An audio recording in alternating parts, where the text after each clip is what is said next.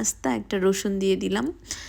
তারপরে দিয়ে দিলাম কয়েক ধরনের কাঁচামরিচ, কয়েক ধরনের বলতে চিকন মোটা কালার, বিভিন্ন কালারের কাঁচামরিচ, রেড কালার, অরেঞ্জ কালার, সবুজ কালার। তারপরে দিয়ে দিলাম টমেটো, যেটা ছাড়া হবেই না। তারপরে সুন্দর মতো নেড়ে চেড়ে ভালো মতো তেলে মশলাতে একদম মিলিয়ে ঝিলিয়ে এখন হচ্ছে কষিয়ে নিতে হবে। কিন্তু আমি এরই মাঝে ভুলে গিয়েছিলাম লবণ দিতে, যেটা না দিলে তো রান্নার টেস্টই হবে না।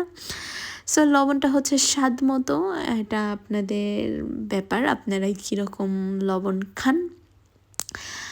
তারপর আমার হাঁসের মাংস আধা ঘন্টা লেগেছে হতে। এই যে সুন্দর একটা কালার এসেছে, একদম হচ্ছে কি আর বলবো, যেই সুন্দর একটা স্মেল আপনাদেরকে